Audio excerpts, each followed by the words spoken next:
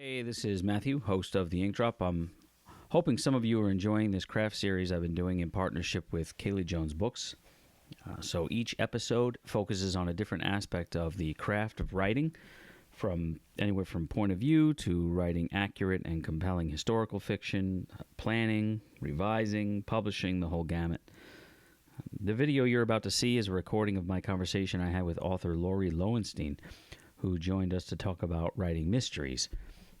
Now, Laurie's trajectory is kind of an interesting one. If you're somewhat of a traditionalist who thinks in terms of genres and categories, Laurie actually started out writing literary fiction with the publication of her first novel, Unmentionables, in 2014. I was fortunate enough to be in a writing group actually with her while she was workshopping Unmentionables, and I'm really happy with how, and I'm sure she is happy as well with how the finished product came out, but it was literary fiction, essentially, historical fiction. Her follow-up, however, after Unmentionables, sucked her into the world of mystery when she penned The Death of a Rainmaker, a mystery that also blends with historical fiction to present a Dust Bowl-era whodunit. In 2022, she followed that up with a sequel to that book, put out by Kaylie Jones, Akashic Books, also a novel titled Funeral Train, and that's her most recent work. From the description of Funeral Train, it says, already suffering the privations of the 1930s Dust Bowl, an Oklahoma town is further devastated when a passenger train derails, flooding its hospital with the dead and maimed. Among the seriously wounded is Etha, wife of Sheriff Temple Jennings. Overwhelmed by worry for her, the sheriff must regain his footing to investigate the derailment, which rapidly develops into a case of sabotage. The following night, a local recluse is murdered. Temple has a hunch that his death is connected to the train wreck, but as he dissects the victim's life with help from the recuperating and resourceful Etha, he discovers a tangle of records that make a number of townsfolks suspects in the murder. Temple's investigation takes place against the backdrop of the Great Depression, where bootlegging, petty extortion, courage, and bravado play out in equal measure.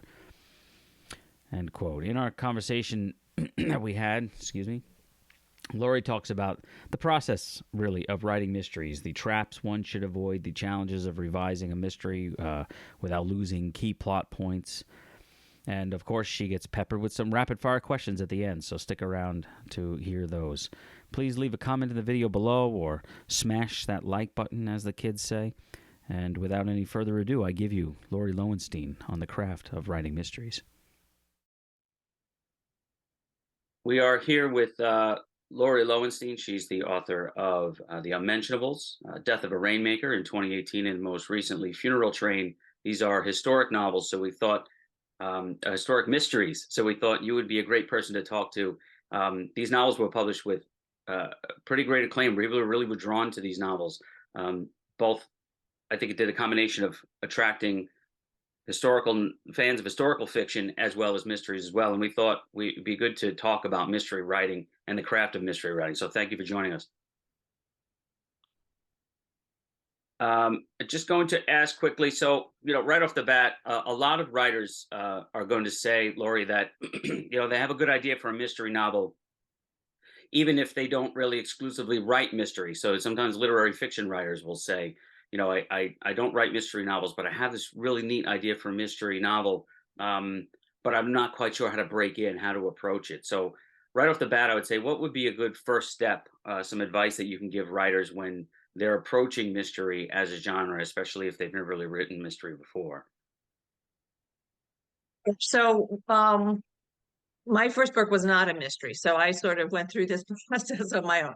So I would say if you have an idea, give yourself at least a couple weeks just to play around with it and brainstorm it in your head or on paper, and just sort of let your idea emerge, and then sort of think about maybe what would be subplots within your mystery, because you want to usually start with like who gets killed and who did it and what were the motives, but then you need, there's a lot more to the mystery than that, so you're going to have to sort of think about wider issues that you're going to address. Also, I'd advise reading mysteries.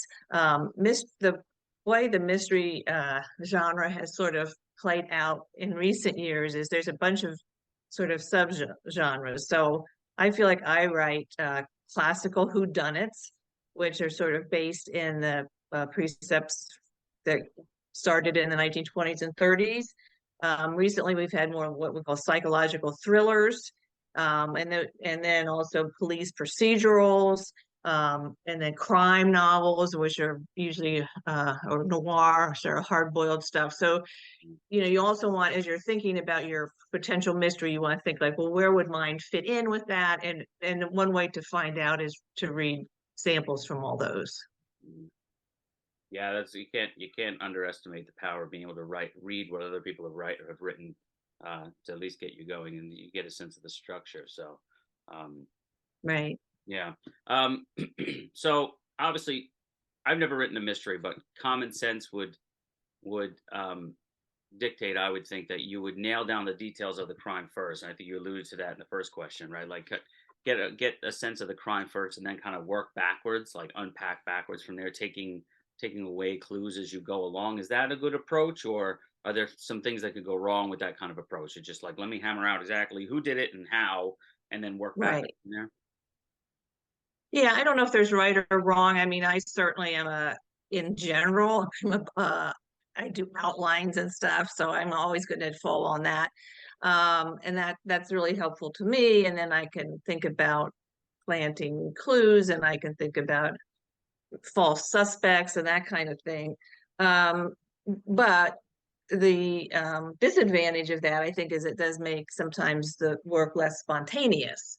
So that there are certainly mystery writers who just jump in and they have, and it works really well. It probably works better maybe for a psychological thriller, or even a police procedural, than it might for like a classic who done it where you need all these little details planted. But I think both methods work. But you do lose something in the spontaneity. Yeah, that's interesting. I could jump to. It makes me think of another question, about the idea of exploration. Like when you map out, when you map out a mystery and how it's going to work, is there room for exploration to have the characters maybe take you down paths you didn't expect to go? That happens when you write literary fiction, as you know, like with Unmentionables. And I was fortunate enough to be in a workshop with you as you were working on Unmentionables. And so, um, you know, as you know, through any process in a workshop, there's always going to be some ideas that come into play, and that sometimes a character just starts doing something and you follow the character. And anytime you write, Right. so I guess that question is like, how, what kind of room? How do you make room in when running a mystery for this character is doing something that I wasn't really planning on them doing, but their personality is taking them down that road. Let me go where this Yeah. see where this goes. Yeah. Yeah. So my mysteries are the two I wrote are set in the same small town in Western Oklahoma. It's the same two characters, a sheriff and his wife. So it's in some ways it's an exploration of small towns uh, out in uh, it's not really the Midwest, but it's farther, it's the Western area, it's the Depression. So I feel like I hope my books are character driven. I'm really interested in the characters, um, and so I have no problem going off on a digression. And I have the one example is I had for the first book, the idea was to have the murder committed during this historic, really massive, the most massive of the dust storms in the 30s, and it becomes black in the middle of the day. And so the guy who finds the body is this blind guy who owns a theater, and I just got really involved with this guy, Mhm. and he's in the second book, and so the second book, I would put him in there because I thought people liked him, Chester, and I liked him. And the editor, one of the editors that looked at it, Johnny Temple, said, "Well, this doesn't really connect with the story, like the murder. He wanted it really tight to the case." So what I did was in that case was instead of removing Chester, I added a way that he could intersect in tangentially with the murder case.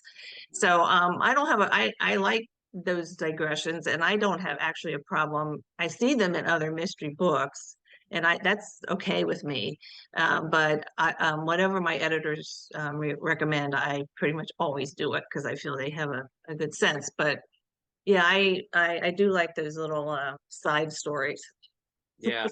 Yeah. You know, it's funny. I should probably amend my statement. I said I don't write mystery, but my novel that I'm shopping around right now it's about an investigative journalist who's kind of like uncovering two crimes actually at the same time. He's kind of investigating. And so I have a couple of those challenges. It's not a mystery per se, but a lot of those challenges where I want to take him down this path, and I'm like, does it divert from the, is the reader going to be, is the reader going to read this as a mystery and be more Right. in the crime and into uncovering, Hmm. is he going to go with the character down this like journey into his past and the regret he has over the girl he lost, and that kind of thing. um Yeah, mm, I think that's, yeah, I would encourage you to just go with that because I'm thinking also of your book Little Beasts, and that's certainly, I mean, that's not a classic whodunit, but it's definitely has mysterious elements. And I just started reading the book, Dennis Lehane's newest book, Small Mercies, mm, and it's set in the South Boston area, and um, I'm just like in 20 pages of it, and it's a character study right now, character and place study. I know that's a virtue of like someone who has a long publishing record. You're going to get something from him, either whatever it might. This is going to be a case. I think it says a daughter goes missing. So so the reader is willing to go along, and the writing is so good, and the characterization is so good that I don't, as a mystery reader, I know that's going to come, and I'm happy to just go along with him. nice. Yeah, yeah. um does the It's a short way. I'll ask the short question first and then explain kind of where I'm coming from. But like, does finding out the culprit, let's say, of a classic whodunit, early on, does that ruin the mystery? Meaning that, how does the mystery writer avoid that concern? I would imagine that fear must grip all mystery writers, that people are going to find out by page 50 or 100 who committed the crime. Yeah. What are some techniques that you have used to maybe help you kind of obscure and throw the reader off a little bit? My wife reads mysteries more than I Oh, do, good. and Yeah. she's up, but she's one of these people who she has to like. She had to find out the sex of the children too. Like she needs to know. Right. The journey is not. She wants to know it, so she's always reading and trying to poke Yeah. around, find out who did it. That's like Right. it's like a puzzle for her rather than just go with Yes. something. So I'd imagine that's my question. Like, what would be a technique you use to try to throw off somebody like her who's really on the case? Yes. Well, yeah, and that's sort of what type of mystery you're writing and what your reader is expecting. And so in like a classic whodunit kind of thing, the reader really, today's reader wants to have the characters come alive and the place come alive, but they also want a puzzle. They want to solve it. And so what stuff I kind of do is I might have multiple suspects. Um, because everyone has secrets they want to hide. So if you have a couple of those floating around early on, and you don't really know what their secrets are yet, or the detective doesn't know yet, but you sense that will put the reader sort of, make them wonder. You can have multiple crimes going on if it's maybe a police procedural, and they're investigating a drug crimes and money laundering, and a different case, money laundering, and then there's a homicide. And those are they may be presented as separate cases, but they end up actually finding out that there's crossover, Okay. that they're connected in some way. Mm, In a different kind of book, like a thriller type, you often, the reader, who the killer is pretty soon, or at least uh, how the killer operates. You might not be named as a person, but then it becomes an issue of, well, how is the detective going, or the law enforcement going to track him down? or her down. And so in that case, it's more, how are they going to nail this person? So that's the question that the reader wants to know rather than who did it. Right, right. So it depends. But as a reader, you have to, I read a lot of mystery. So when I go to the bookstore and pick it up and I go, well, this is a serial killer who it's maybe told from the point of view of the serial killer, or and so I'm usually not interested in those. So I'm not going to be the reader but you have to meet the reader's expectations, I think, in a genre. Mm, Um, they want a certain pattern. yeah. Expect that. Oh, okay. Um, so talking a little about revision, um, in a mystery novel, where obviously, and I guess any plot-driven novel would be this way. One action kind of impacts the next action, and probably, it's more apparent, I think, with a mystery or with a thriller, um, or a procedural. So I would imagine that this makes the revision process a lot more difficult or more daunting, because if you go back over, one of the challenges I find with writing is trying to keep, especially if you're writing a long novel where multiple characters, we're trying to keep everybody in order. Um, you might go back and erase something that would have been a clue, or erase something that needs to be there in order for the crime to make any sense on a reread. So I guess the question would be, what are some like do's and don'ts when it comes to revising a work of mystery? Is there notes or multiple screens, you kind of things you need to keep in mind? You said you're an outliner, so that might help. Yeah. So this last book, it was written during the pandemic, and so people who helped me with it at the publishing end had extra time. Mm, So I actually had 4 people editing that manuscript, in some way, different degrees simultaneously. Certainly, Kaylie Jones was the primary editor, and the folks at the Akashic then chimed in. So I had different um, things going on.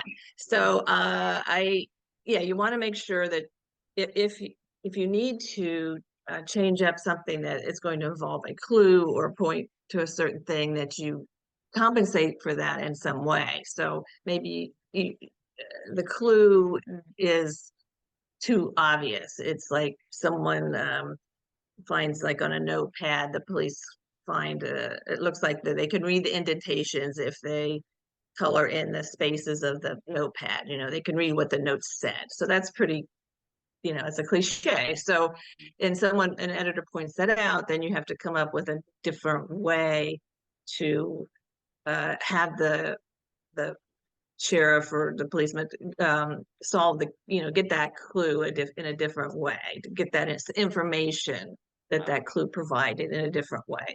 mm, Um, the last book too, I had the sheriff's wife who's a main character, get injured pretty early on in this big train wreck, and I had a lot of information because she's sort of helps him solve some of these cases. So and she was an important character, so I held quite a bit of her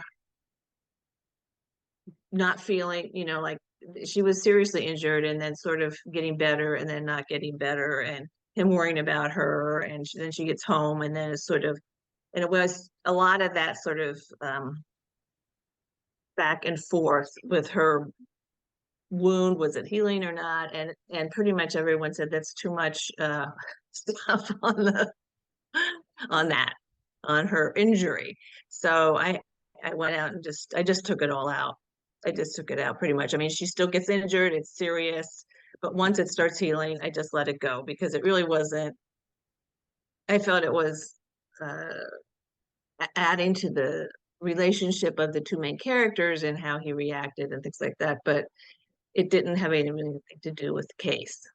So I took it out, and but I usually, if I get pages of revision notes and like that, I'll just go through and I'll underline all the stuff I need to do, and I'll make a list, and I'll just start going through that and um, addressing each of the concerns. Yeah. And then you have to go back again and make sure that all that stuff you ripped out is or changed, which you become, as you know, you start forgetting the cloth of the first draft cloth or the second draft or fifth draft. You for, you sort of forget what was changed and what is still there. And Yeah. I feel like it's like a piece of cloth that's become very tattered and patched up. And then I get to the point I don't even know, Yeah. what, because I think you have to know what you've taken out so you can patch it up, Right. So Right. Yeah. um, Yeah. that was hard. That was the toughest one for me is in revision because it did require a lot of adjustments. Which book gave you the biggest fit? Which one The of you? funeral train. Funeral Train? Yeah. Yeah. Yeah, I'd imagine it's almost like a butterfly effect when it comes to these, where like a cascade, like they're if Yes. you change something at the beginning, it's gonna alter. It's almost like playing Back to the Future, revising. Like okay, Yes. if I have these characters talk now, then that's gonna change what happens later on. So, I Yes. guess maybe rereading Absolutely. your own work would probably also be something like go continuously reread so that you keep it all in your mind. You know. Yeah. Mm, Yes. Because yeah. it is hard to when a novel length piece. It's like it's it's hard to hold all that in your head. I know Kaylie Jones can do that. I mean, many other very accomplished writers, but I'm not there yet. And it's hard to Yeah. keep it all up there. What is the internal editor in you? Uh, it's how do I frame this question? It's a little off. I'm just thinking. You made me think about um, straying away, or like when you kind of prolonged and perseverate a little bit on the injury. Like what does Yeah. the internal editor in you tell you? Like how far away from the main line, from the plot line, can you stray before you tell yourself like, okay, I'm going off on a tangent? I mean, is it a page? Well, that's something I'm trying to develop. Yeah. I don't think I had that before. I'm Mhm. writing a third mystery in that series, and I'm really trying to pay attention Mm. that uh, I'm good. I'm trying to remember all the things that I had to edit and correct in the last books that so this book will be cleaner. But I don't know if that's, when I turn it in, I don't know if that's really gonna uh, there'll be something I miss, but I'm trying to be much more cognizant of having all the scenes and all the action touch on the murder, Mm. even if it isn't clear in the beginning, which I think that's acceptable. I think um, the reader, it's okay if the reader is like, well, why is why is this character, why is she writing, what's going on here? If the scene is interesting, they'll read it, Mm. and but then they might be saying like, well, how's this gonna hook in? But I'm really trying to make sure that it does hook in Yeah. eventually in some way. Yeah. Yeah. Yeah. I always my approach to editors sometimes is to try to get past them with everything. So that some writers have different approaches, but you never get Yeah. them. But I try. Yeah, I don't try. Like, leave it I alone. just, It's been dictated by the Holy Spirit, please. yes. um, Well, I think yeah. it's different with a literary book too. I mean, I did, I think it's different. That's a question too. Like the lines seem to be blurring much more from even when I was a kid, where there was like these real Hmm. lines of demarcation between like fantasy, Hmm. mystery, horror, romance. Um, those seem to be blurring. It seems like there's an attempt, and I wonder what caused that or when that started happening. But it does seem to me like people finally woke up. Marlon James talks about this quite a bit too. Like people finally Mm. starting to wake up to the idea that, um, like mystery can be literary, fantasy can be literary. Yes. Yeah, Yes. yeah. Did Yeah. you ever have that in your head that like this isn't a literary novel, or do you try to make literary fiction novels, literary mystery novels? Well, I guess I hope they're literary. That's certainly a goal. I think today's readers demand more than, like we talked about earlier, like just a puzzle to solve.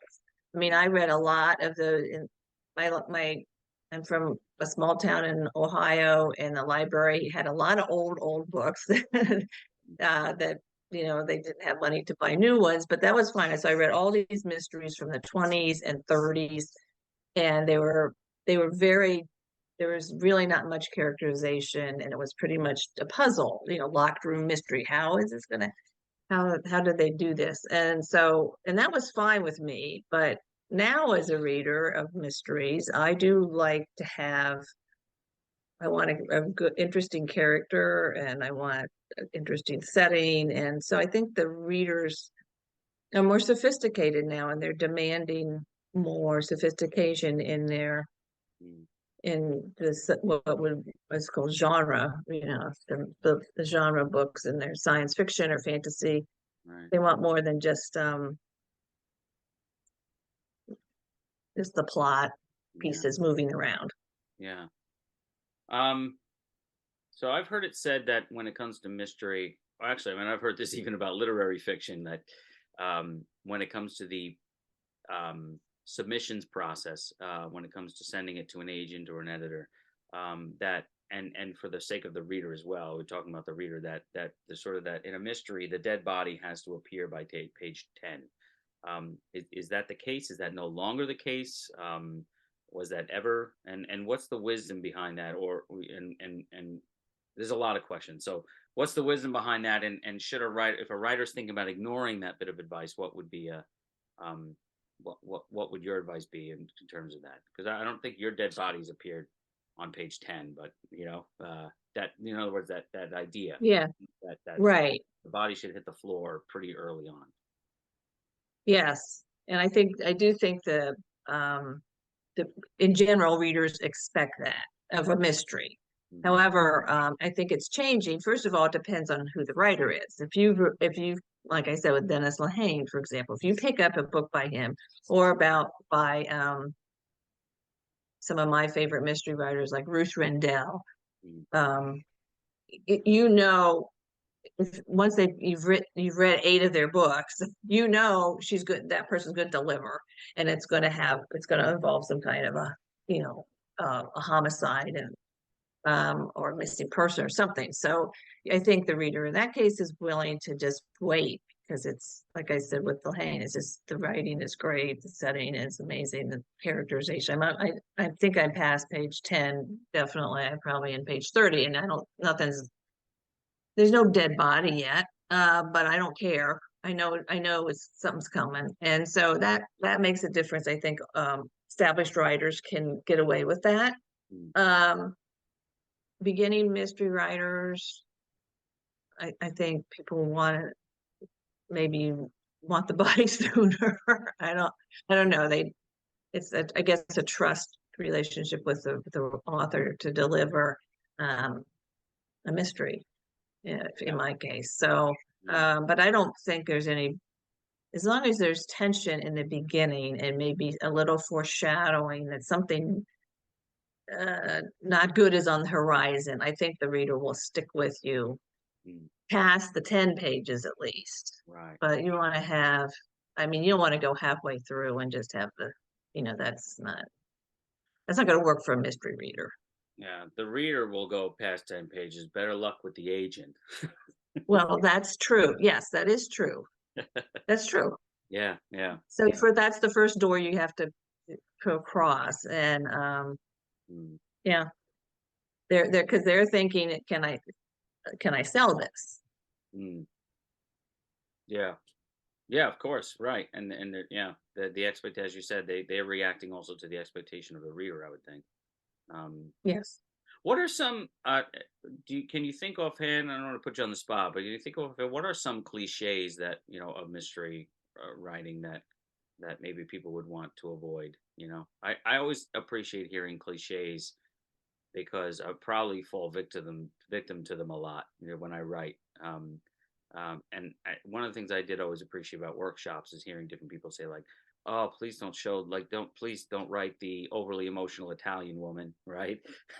Yes, yes. So, which I wouldn't have thought about. I would have gone with the emotionally overly emotional Right. Oh, woman. yeah. Yeah. So Yeah. what are some of those cliches that right off the bat you could tell a person who's just sitting down and outlining a mystery right now, like, don't do this, avoid that. Right? Yeah. I guess I would say uh,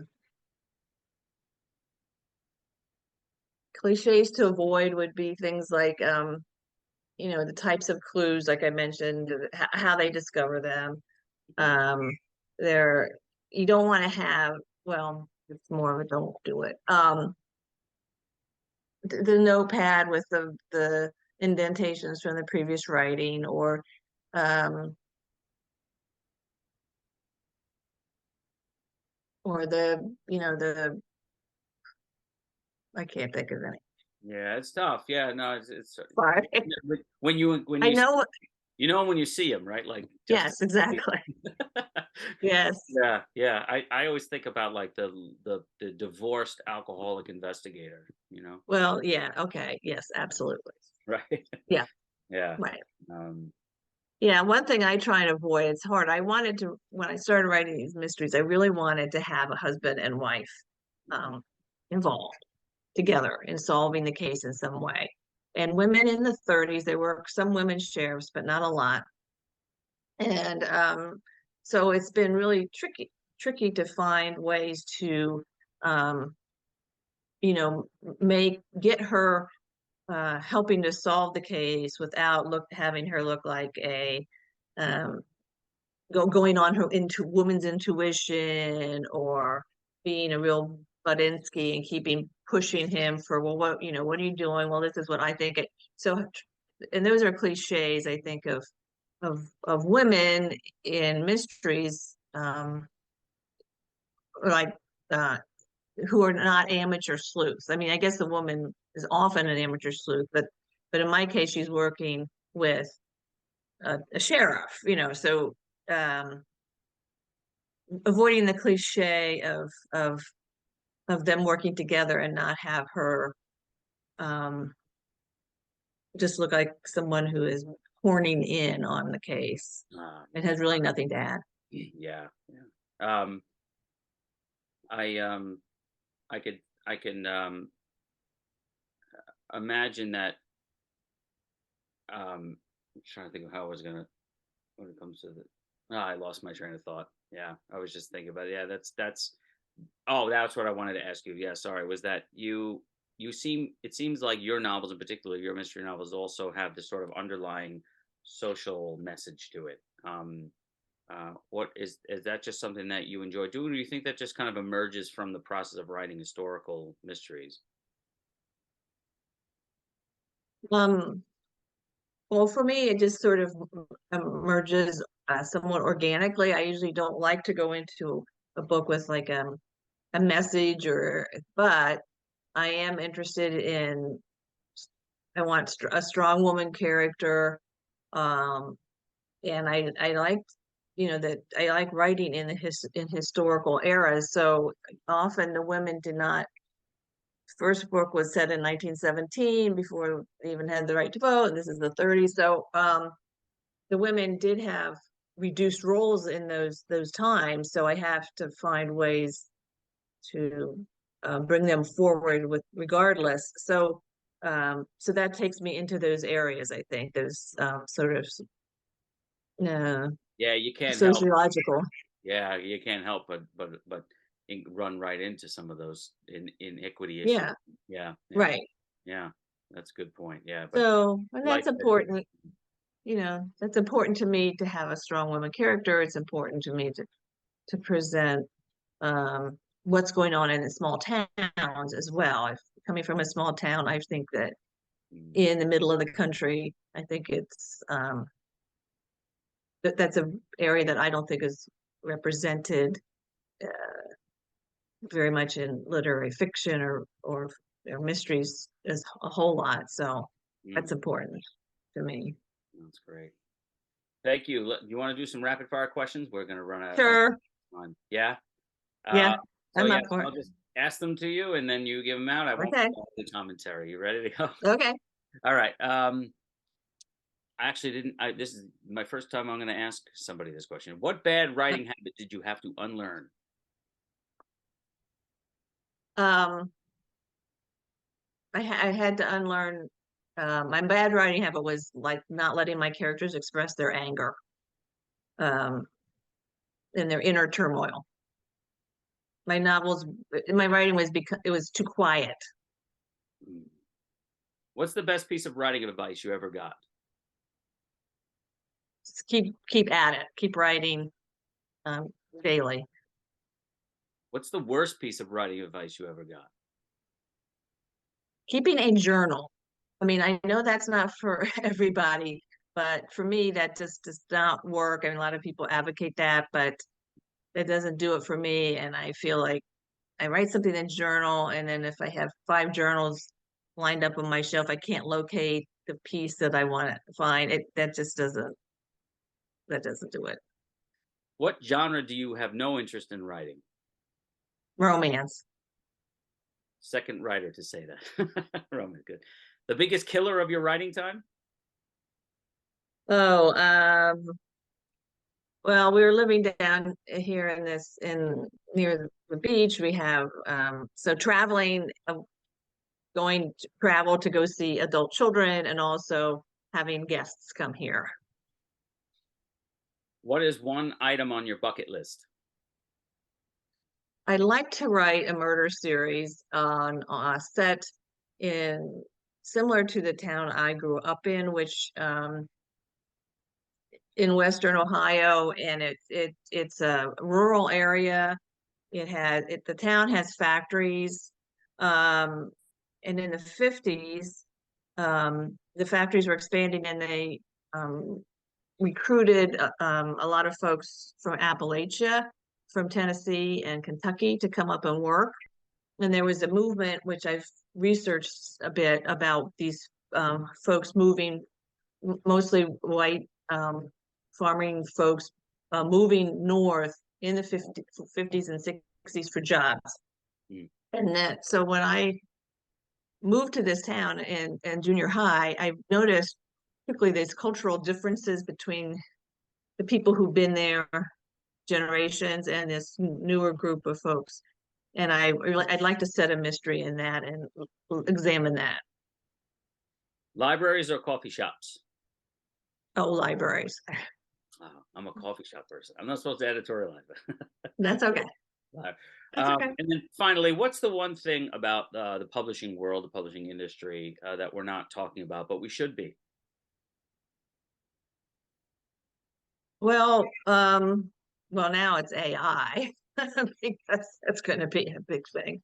But I guess just from personal, I'm speaking from my personal experience. I think writer writers entering the industry need to know that it is very difficult to get published, and that once you're published, that doesn't mean that you're going to sell many books at all, depending on what your book is and who publishes it. But it's very possible to go with a smaller press, and they do a great job, and you sell books, but you're not.